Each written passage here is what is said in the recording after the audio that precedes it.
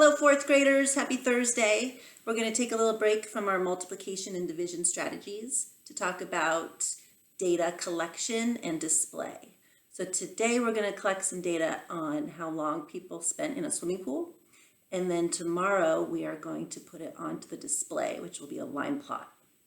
So in your student book on page 236, you have a bunch of data that looks like this. Go ahead and open up your book to 236, and I'm going to read to you what it says. Swimming pool times. The school choir is planning their annual swimming pool fundraiser, where they sell tickets for a special party at a nearby pool. Last year, Ben kept track of how long people stayed in the pool. He began to calculate each person's total time, and he plotted the first 5 times on the line plot, but he hasn't finished yet. So we're not going to worry about the line plot just yet.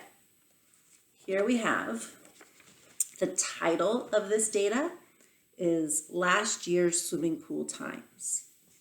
Then the children's names are down here. The time in the pool, the time out, and the total hours in the pool. And each of these are to the nearest quarter hour.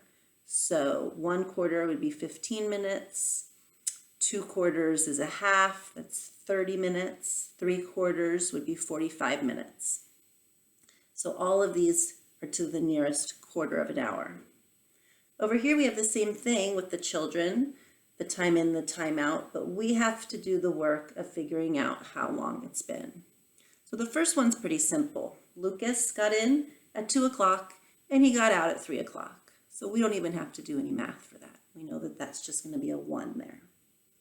Craig got in at 2:09 and got out at 3:39. So if you want some help with that one, go ahead and draw a number line. And we're going to put the time he got in over here, 2:09. Got out at 3:39. Okay, so something both of these have in common is this 9 here. So what I want to do is I want to get this number to match this number.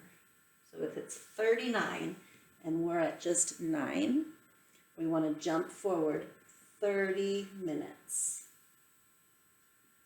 or half an hour, 2 quarters of an hour. So now we're at 2:39. Now we need to jump from 2:39 to 3:39. So that's 1 more hour. 1 hour. So next to Craig, for total hours in the pool, we're not going to write 1 hour 30 minutes because we want it to look like the other data that's already been collected. So we are going to write 1.5 for Craig. Okay, let's do another one together. Let's go down to Heather. Heather got in at 2:45. So another number line, 2:45, and got out at 5 o'clock. See that on yours for Heather? 1, 2, 3, the 4th one down over here. Okay, so what we know about time is that there is 60 minutes in an hour. So we need to get from 45 to 60. So if we add 5 more, we get to 50, 10 more, we get to 60. So that's 15 minutes. So Heather, we're going to go, she was in there for 15 minutes. And that got her to how long was she in there for? If you add 15 minutes to 2 hours and 45 minutes, you should be at 3 hours. 3 hours, no minutes. Okay, now to get from 3 to 5, we can either jump 1 hour to get to 4 and then another hour to get to 5, or we could take a shortcut and take 1 big jump for 2 hours. Okay, now again, we're not going to write 2 hours, 15 minutes because we want it to look like the rest of the data.